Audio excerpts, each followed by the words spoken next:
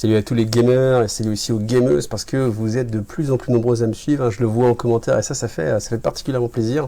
Donc qu'est-ce qu'on va faire? On va faire le débrief final un petit peu du Warhammer Fest dans cette 4e vidéo, donc on va vraiment parler un petit peu de tout pour être le plus exhaustif possible et puis aussi pour gagner du temps et puis pour me la jouer un petit peu fainéant, parce que je pense qu'avec les 3 vidéos d'avant j'ai quand même pas mal taffé, et bien du coup on va la faire à l'anglaise et ça va faire plaisir aussi à Serge, donc du coup ça va être une vidéo presque live avec directement mes impressions sur tout ce qu'on a pu découvrir directement sur le site de Games Workshop.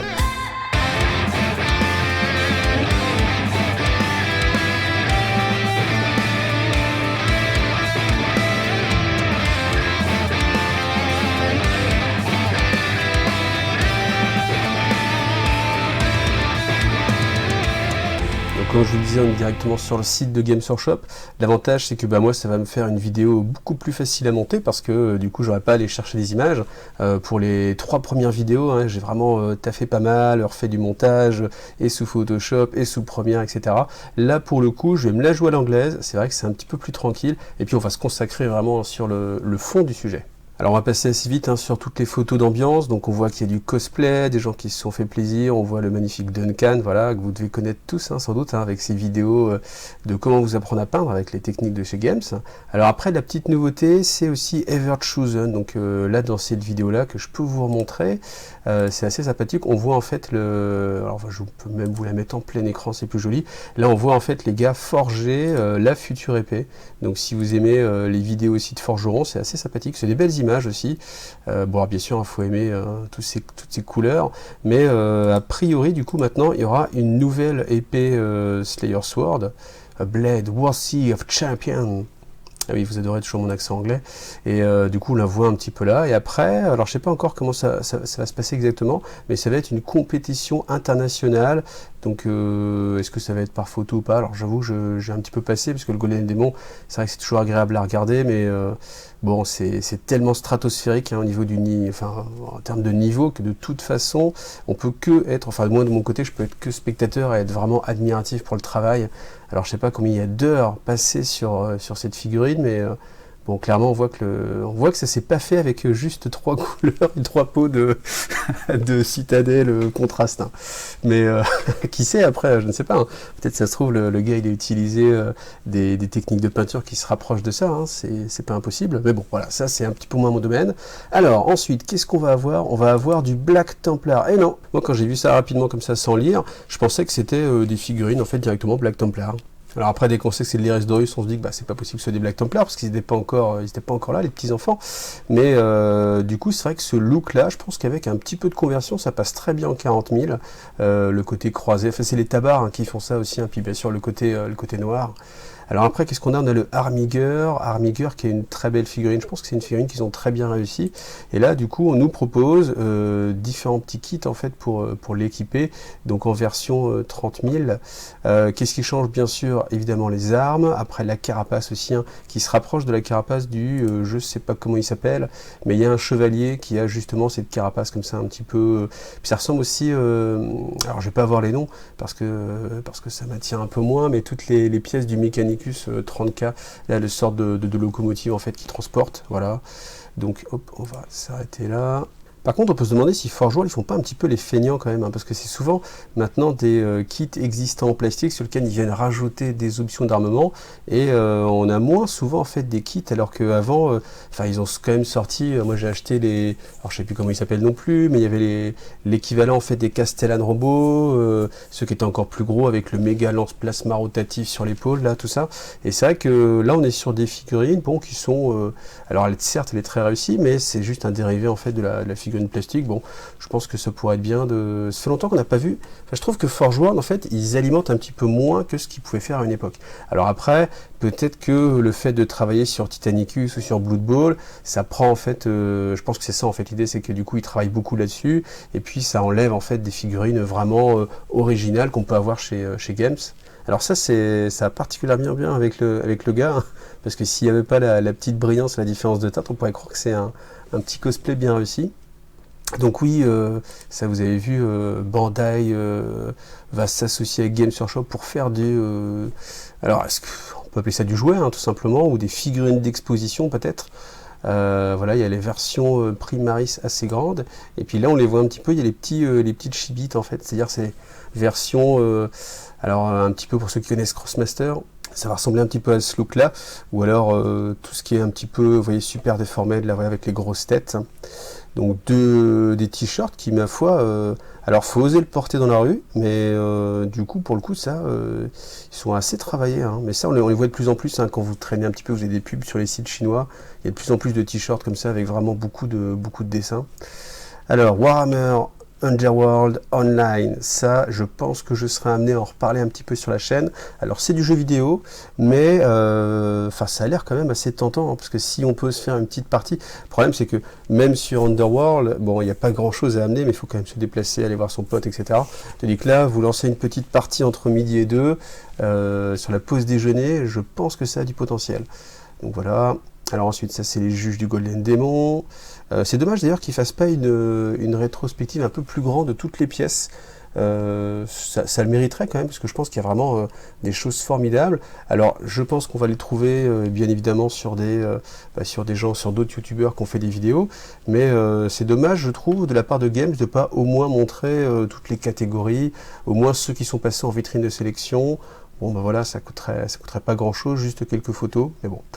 Alors voilà, après on peut rencontrer, c'est ça aussi l'intérêt du Warhammer Fest, c'est de rencontrer en fait directement les artistes, les concepteurs de jeux, discuter un petit peu avec eux, et pourquoi pas, si le destin vous sourit, peut-être leur glisser une petite idée qui va être prise, et ainsi influencer l'imagerie ou l'histoire de votre jeu préféré, ce qui est quand même, ma foi, c'est un peu la consécration, hein, au final, hein, réussir à s'impliquer et puis à donner un petit peu de sa personne, et à mettre une petite touche dans Warhammer. Ça c'est, voilà. Vous sentez qu'à moi ça me plairait, hein, mais bon, voilà, il va falloir que j'y aille. Quoique je connaisse certains sculpteurs, donc je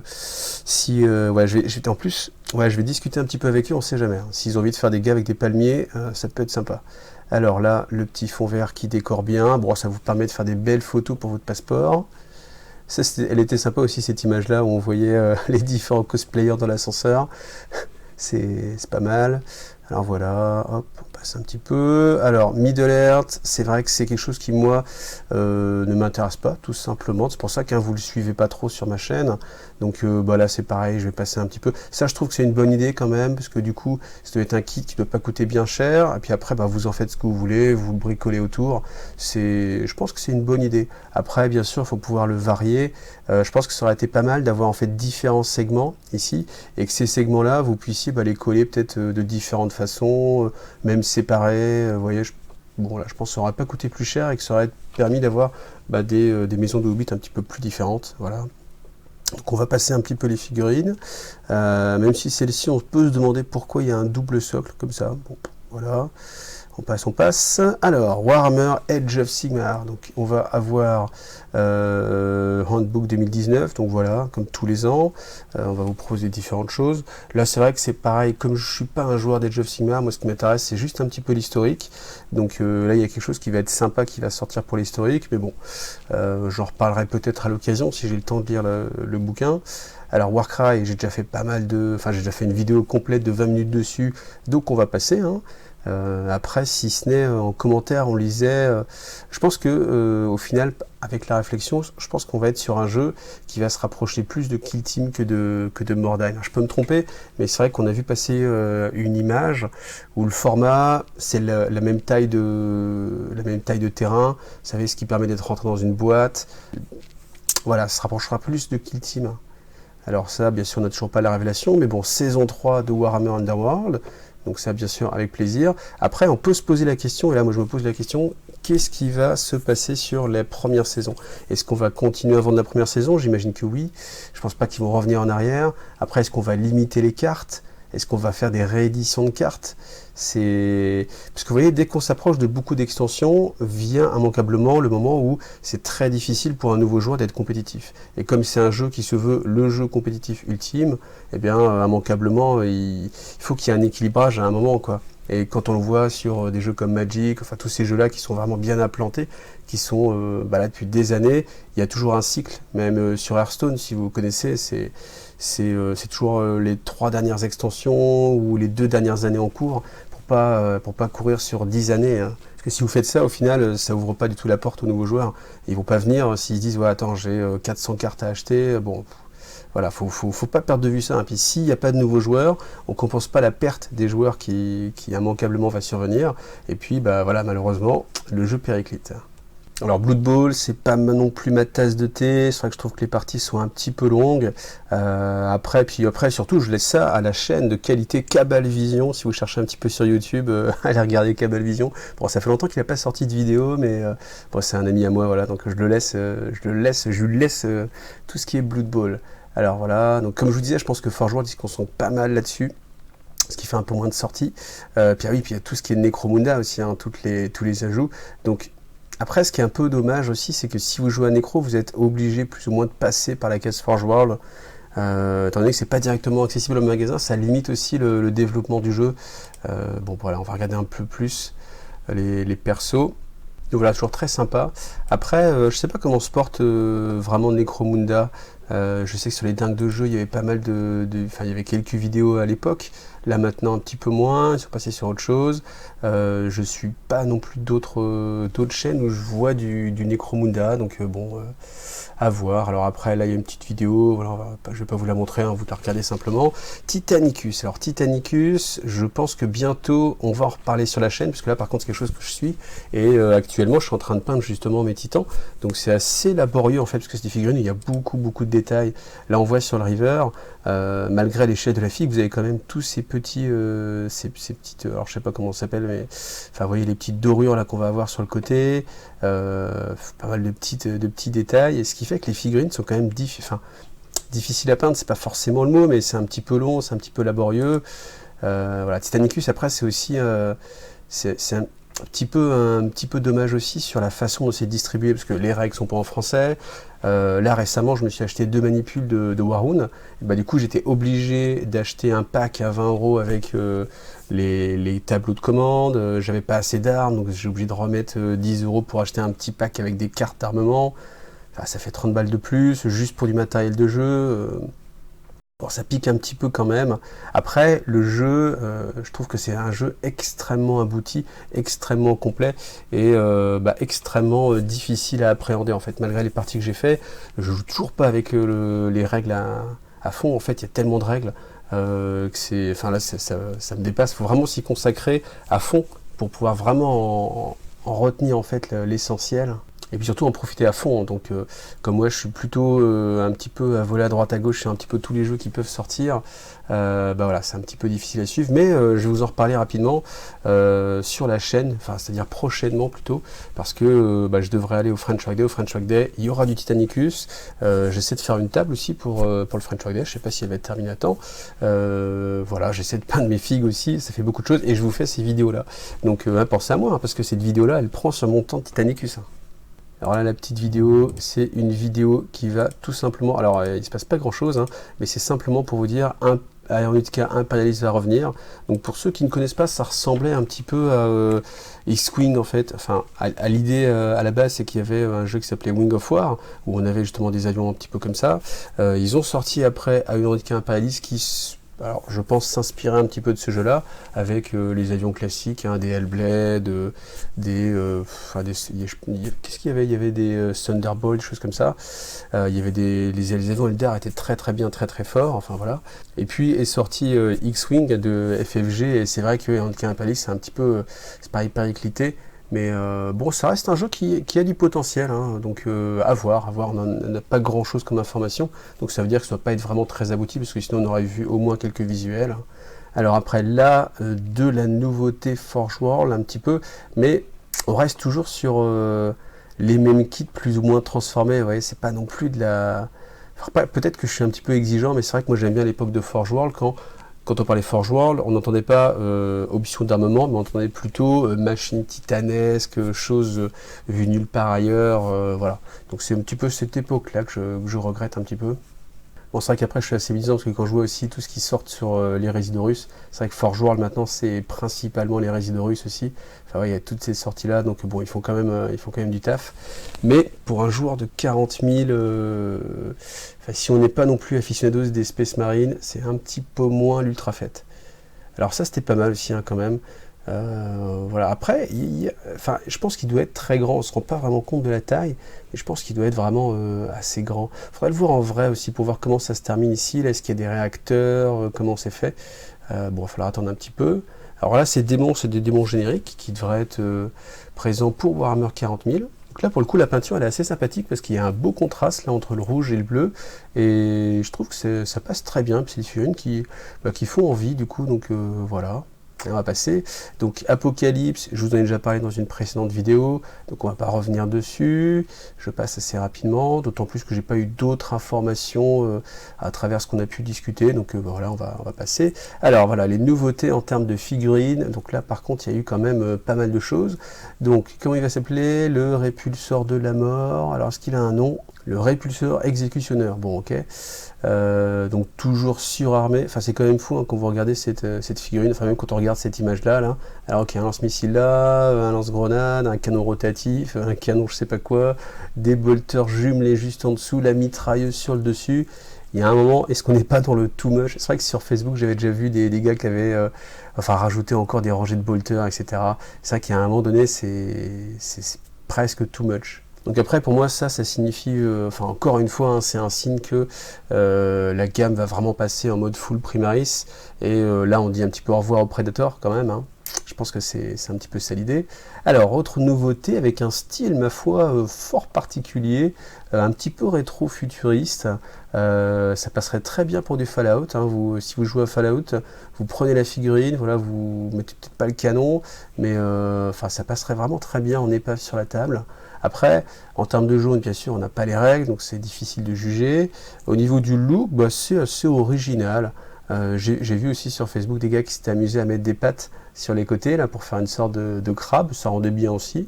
J'aime bien cette version là, je pense que si je m'en achète un, je pense que je le montrerai plutôt comme ceci, hein, peu importe les règles, mais pour le look là comme ça un petit peu, et un mix sous-marin blindé, avec le pare-choc, j'aime bien le pare-choc, je sais pas pourquoi, c'est voilà. Après la tourelle, je trouve que ça ressemble quand même peut-être un petit peu trop à l'Onager, faudrait voir au niveau de la taille, si c'est exactement, enfin, je pense pas que ce soit la même taille, parce que là c'est assez petit hein, quand on regarde par rapport au Skitari, mais bon c'est un petit peu dommage de, alors j'aime bien quand on reprend évidemment le même look, hein, on a bien compris que c'était de la même armée, mais là, ça fait un petit peu trop proche. Alors après, les chevalier Renegade, donc si vous avez déjà acheté Renegade, vous êtes un petit peu triste hein, d'avoir votre chevalier, parce que là quand même on a quand même beaucoup plus de choses, donc là on voit alors, la sculpture est vraiment différente, les plaques d'armure sont retravaillées, là c'est pareil la petite junière, là ici, là même ces petites pattes sur les côtés, l'épée tronçonneuse, bien évidemment, si on peut appeler ça une épée.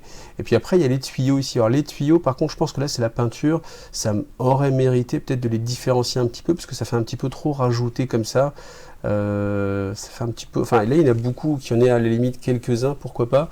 Mais j'avoue que sur cette figurine, ça, c'est peut-être la partie que j'aime le moins. Après, ce qui est très sympa, c'est le torse, un petit peu la squelettique, comme ça. Enfin, qui représente vraiment plus la cage thoracique. Vraiment sympathique. Après, j'aurais pas été contre une petite gargouille aussi. S'il vous reste des petites gargouilles là pour remplacer le fût du canon, on va regarder son compère. Voilà, avec une arme par contre propre au chaos. Donc on imagine une sorte de laser à neutrons ou de canon laser simple, enfin de gros canon laser, un petit peu ce qu'on peut avoir sur comment il s'appelle, enfin voilà, vous allez savoir. Enfin les noms, il y a trop de noms. Franchement, il y a un moment donné, il y a trop de noms. Et j'avoue que je sature en termes de mémoire pour me rappeler de tout ça. Et puis surtout de vous le dire, de vous le ressortir cash en enregistrant la vidéo. Mais bon, voilà, sortie du Codex Chaos Knight. Alors qu'est-ce qu'il y aura autre chose avec? C'est pas encore forcément trop, mais on n'est pas loin du Dark Mechanicus, un full Dark Mechanicus. Ça pourrait vraiment avoir de la tronche. Alors, de la sœur de bataille. La sœur de bataille, on en voit tellement que je suis en train de me demander si ça perd pas un petit peu de son effet waouh. Alors, bien sûr, la figurine est très jolie. Alors, par contre, elle est très statique. Mais bon, c'est une figurine qu'on peut gagner, qu'on peut avoir à certains événements. Donc, je sais pas, les événements anniversaires, j'imagine. Mais c'est vrai qu'à force de voir de la sœur de bataille depuis très longtemps, je me demande si le soufflet va pas un petit peu retomber. Parce que, à force de teaser, il y a un moment donné, tu fais, ouais, encore de la sœur de bataille. Bon. Donc là, à voir. J'espère que ça va sortir prochainement, parce que sinon, ça fait un petit peu longtemps qu'on attend. Après, si vous voulez même mon avis, je pense même qu'ils ont un peu précipité la sortie des sœurs de bataille et mis le teasing un petit peu dessus parce qu'il y avait, je crois qu'il y avait un Kickstarter de Raging Heroes où il y avait des sœurs de bataille vraiment exceptionnelles. Avec, bon alors en tout cas je les ai pas vus en vrai, mais les images qu'ils proposaient c'était vraiment super cool. Et je pense que Games a eu peut-être un petit peu peur de ça, je ne sais pas, mais j'imagine quand même qu'ils font attention à ce qui se passe ailleurs et qu'ils se sont dit bon ok, on va calmer le jeu tout de suite parce que en fait l'annonce des sœurs de bataille elle a été faite vraiment en même temps. C'est-à-dire qu'ils lancent leur Kickstarter, je crois que c'était un Kickstarter. Ils lancent le Kickstarter et là comme par hasard, pouf, après Games sort cette annonce sur les sœurs de bataille, mais montre pas grand chose, hein, ils avaient vraiment pas grand chose à montrer. Et puis depuis, on a l'impression que il faut bien meubler en fait. Hein, donc on montre un pot d'échappement, on montre un backpack qui ressemble à un backpack classique, et qu'on fait vraiment, on étale la confiture. Et je me dis, enfin voilà, qu'ils ont peut-être joué. Alors certes, sur le coup, je pense que ça a peut-être dû plomber un petit peu le Kickstarter, parce que je pense que les gens se sont dit, oh là là, attention, si Games les ressort en plastique, je vais pas trop me lancer sur la résine. Mais avec le temps qui passe, du coup, ça parle sœurs de bataille, il n'y a toujours rien. Et je pense qu'il y a des gens qui sont frustrés et qui, du coup, vont voir Raging Heroes et sont contents de leur figurine. Donc je pense que peut-être ça... Voilà, c'est complètement du pronostic, mais je pense que ça leur vient un petit peu comme ça dans la tête. Alors après, les figurines pop, bon, ça, voilà, hein, soit vous aimez, soit vous n'aimez pas. Alors ça, par contre, c'est assez intéressant, il commence un nouveau cycle de romans qui s'appelle The Solar War, donc ça va être en fait le siège, tout simplement, de Terra. Donc, il faut bien se dire que ça fait presque 20 ans qu'ils nous font les Résidorus, on n'est toujours pas arrivé au bout, et là, il recommence un nouveau cycle. Donc, si on part sur le même principe, il n'est pas interdit de penser que dans 20 ans, vous n'avez toujours pas le combat final entre Horus et l'Empereur. Hein. Après, ça me fait penser à... alors, rien à voir, mais avec, bien sûr, Marvel et puis... Endgame, c'est vrai qu'à un moment donné, c'est quand même bien de terminer en fait ces sagas. C'est vrai que ça doit leur faire mal, hein. Puis après, je pense qu'ils ont peur de vendre un peu moins, mais bon, il y a un moment donné, je pense que c'est bien quand même de terminer les choses. C'est pareil pour Star Wars. Hein. Là, normalement, on va arriver à la fin du cycle Skywalker, qui aura quand même pris 9 films. Et presque 30 ans, ouais, 30 ans, non mais plus, 40 ans même. Donc voilà. Bon, et après, cette figurine là, voilà, ça on peut revenir dessus parce qu'entre temps j'ai discuté avec des gens qui ont utilisé donc les peintures contrastes. Bon, je l'ai déjà dit, mais en fait du coup je pense que cette figurine, alors elle a été peinte avec vraiment le contraste en bleu et toutes ces arêtes ici c'est retravaillé en fait par la technicité du peintre, c'est-à-dire que un petit peu à l'image de ce qu'un bon peintre peut faire avec une couleur, il n'y a pas que la peinture en elle-même, mais il y a aussi bien sûr la façon dont on va l'appliquer, ce qu'on peut maîtriser au niveau des techniques de peinture. Et puis là tout simplement on peut imaginer que alors que la figurine a été un petit peu badigeonnée comme ça, après on revient avec un pinceau sec et puis on vient faire un lining en fait, et au lieu de rajouter de la peinture comme on le fait classiquement dans la technique classique, là simplement vous allez enlever de la matière et donc du coup rajouter de la transparence et refaire venir justement la sous-couche. Voilà. Alors après, je reviens un petit peu aussi en haut. Alors c'était où? Ah, voilà, ici. Donc là, je me posais la question, et a priori, en fait, là, on le voit ici, vous avez deux types de sous-couches. Une sous-couche grise et une sous-couche blanche. Ce qui fait que du coup, ici, là, on peut imaginer que les versions les plus sombres sont faites avec la grise, et bien sûr, la version la plus claire est faite avec la claire, tout simplement. Donc c'est dommage de ne pas avoir ça en plus grand encore, mais je pense qu'au fur et à mesure, on a vraiment des vidéos qui commencent à apparaître sur Internet aussi, donc il faut prendre notre mal en patience, mais bientôt on aura vraiment, vraiment les peintures en main, donc on va pouvoir tester et puis voir un petit peu ce qu'on nous promet. Alors je pense que ça va être super. Moi je vois vraiment ça comme des gens en fait qui sont pas forcément peintres, hein, et ont envie d'avoir un résultat potable sans y passer vraiment beaucoup de temps. Et je pense vraiment à tous les jeux de société qui peuvent sortir. Vous voyez, Black Rose War par exemple. Si quelqu'un n'est pas figuriniste, il n'a pas beaucoup de matos de peinture, si on lui dit juste achète 3 pots de peinture, tu badigeonnes vite fait, et puis tu vas avoir un rendu qui va être pas mal, ça va être de la couleur, je pense que tout simplement ça va les séduire en fait. Et pour tous les joueurs de Zombicide par exemple, pour ceux qui connaissent moins Black Rose War, tous ces jeux en fait qui sortent, qui s'adressent aux joueurs de jeux de plateau, mais avec une bonne dose quand même de jeux de figurines, et je pense que typiquement ce genre de produit, ça va fonctionner. Et puis après, même si c'est vrai que on me dit pas mal que ce genre de produit existe déjà ailleurs, l'intérêt de Games en fait c'est d'être quand même plus proche du grand public, Et dans un magasin, chez un vendeur indépendant en fait, qui va vendre du jeu de société, ben, souvent il va faire aussi de la figurine, et c'est là que vous allez trouver les pots Games Workshop. Et tout au même endroit, bah, c'est beaucoup plus simple, plutôt que si la personne, elle doit aller après passer dans un magasin d'art ou autre chose comme ça, où là elle va être perdue en fait avec toute l'offre pléthorique qu'on peut avoir. Enfin, si vous allez dans un rayon de magasin d'art, c'est sûr, à moins d'être vraiment très spécialiste. Enfin, moi, je peins depuis des années. Quand je vais dans les rayons des arts, enfin, je suis perdu en fait. Je sais pas vraiment vers quoi m'orienter. Alors que du coup, si Games propose quelque chose d'un petit peu clé en main, bon bah voilà. Après, voilà, on est arrivé au bout tout simplement. Voilà, je vais vous dire que bien sûr, je ferai des tests hein, sur Citadel Contrast et que je vous les montrerai. Comme ça, on pourra regarder un petit peu vraiment ensemble. Bon ben voilà, on est arrivé au bout de cette vidéo, un petit peu bilan. Il y a eu quand même pas mal de choses annoncées, hein, donc on peut dire qu'ils ne chôment pas. Moi j'attends vraiment Warcry, ça vous l'avez vu. Enfin tout simplement les vidéos que j'ai plus détaillées, c'est les choses qui m'intéressent le plus. Les nouvelles figurines, c'est toujours bon à prendre. Sur la peinture, j'attends de voir, mais je pense que bon clairement, quoi qu'il arrive, ça peut être que positif parce que c'est un nouvel outil. Après, soit ça vous convient et puis c'est super, soit ça vous convient pas, vous l'utilisez pas. Mais bon après, tant que vous l'achetez pas, enfin, vous n'avez pas une grande perte, donc c'est pas grave. Eh bien mes amis, on va s'arrêter là. Dites-moi en commentaire si ce type de vidéo à l'anglaise justement vous plaît ou pas. C'est vrai que ça ressemble un petit peu à un live, je me dis que ça aurait été sympa aussi de le faire en live et qu'on commente ça tous ensemble. Après je pense que demain soir ça va être fait sur Planet Wargame, mais voilà, j'aurais pu le faire aussi, ça aurait pu être sympathique.